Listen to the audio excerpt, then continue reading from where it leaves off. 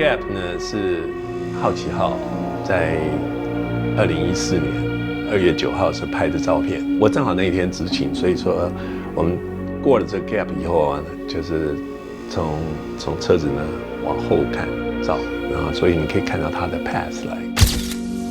NASA 好奇号在火星上探测至今超过10年，最经典的这张回首照，清楚记录探测车翻越沙丘，而操控它还亲自拍照的驾驶严正来自台湾。刚刚比较难的就是说，因为这边全部都是沙嘛，你看其他旁边的话，它有这些碎石的话，它其实它的 traction 就是它走的比较好。证明火星上有适合微生物生存环境和土壤还有水的关键，都是靠严正带领的团队操控火星车搜集的数据。在 NASA 实验室 JPL 待超过20年，严正参与过 NASA 所有机器人控制任务。我们在操控的时候呢，就 command 大概几百公尺，100多公尺吧。就第二天回来看，那个车子呢，就说陷在山丘里面，他就那我们取那个地方呢，他就说他的轮子都被 cover 了。那个是很深的印象啦，就是我们结果花了3个月的时间吧，大概把车子倒回来，然后继续走。尽管已经是老手，但太空操作成败只在一瞬间，靠刺激感转化成不能失败的动力。火星车在作业的时候是在火星的白天，那譬如说你现在在洛杉矶的白天跟台北的话，现在是晚上 ，right？ 所以说我们必须要在火星的时间，它 land 的那个地点呢，晚上把你的指令做好，然后第二天白天在里面的 work。当你做一件比较，就说你知道这个地方比较有困难，有什么比较可能会出错的时候，当然你心里会晚上睡觉的时候就会觉得说，是不是我做哪边做错了？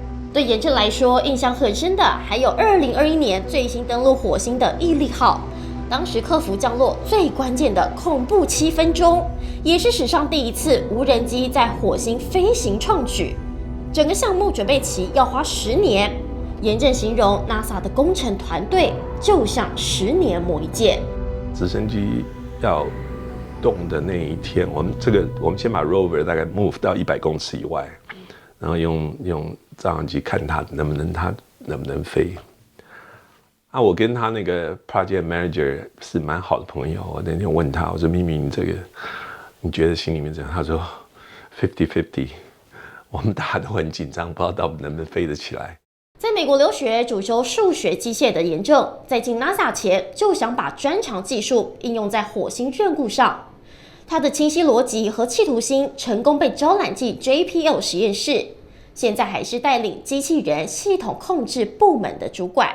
操作火星车这件事情，他真正很有兴趣，就很特别吸引我的地方，就是说，他每次都会给你不同的问题，你总是要去解决的。你做了所有的功课，但是 Mars 永远会给你一些 surprise。对严正来说，只要对世界有贡献，就是他工作的信念。毕竟每趟任务动辄破亿美金。花上数年准备，成功或失败，一次任务见真章，这心理压力不是谁都能扛。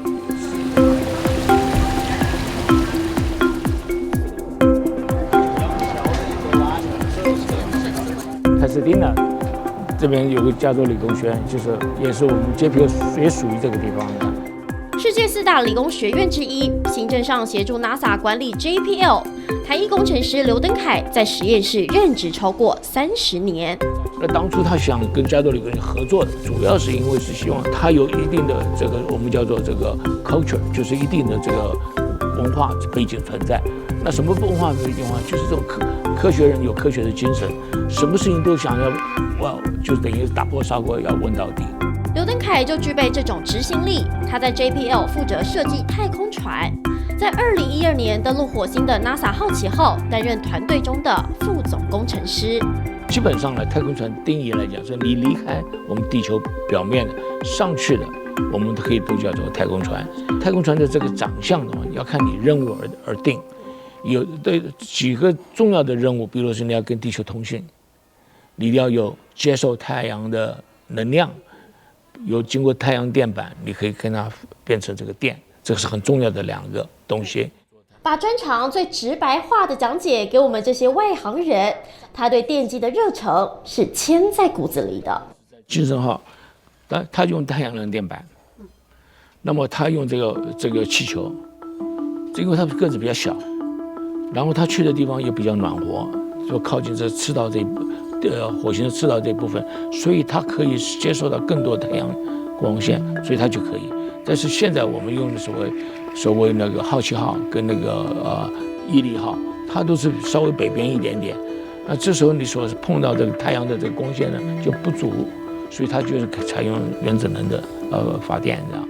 刘登凯从1997年开始参与火星计划，因为他的想法最活，还主动被邀请担任团队领导。至今的9个大型计划都沿用第一次他所设计的太空船系统。但在进 NASA 前，他曾坚持创业，婉拒过入职。我那是在11月嘛，大概是。后来我说不行，我这创业再来一次，那我就把他们给拒绝掉了。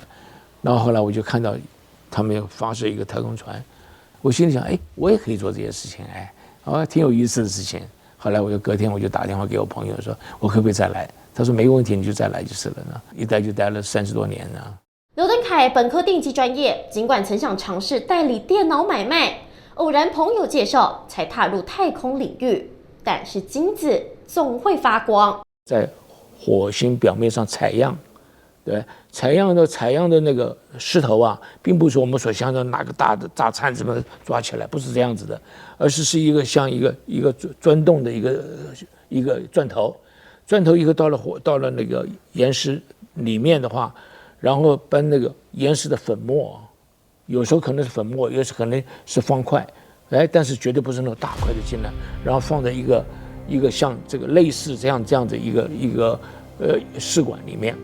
设计太空船现在对他来说游刃有余。刘登凯还在点燃自己，开发新专长，学习火星探测车的采样模拟。科学家跟我们的工程师想法不一样，科学家就想越艰难越好。工程师就说我们已经很难了，已经到那里就很难了，我们可不可以舒服一点，稍微在平地上面稍微走一走，不要让每次都是走到这个岩石里面卡住了。那他们就在旁边笑，我们自己还旁边说，到底怎么做呢？怎么把那个卡的东西给送出来？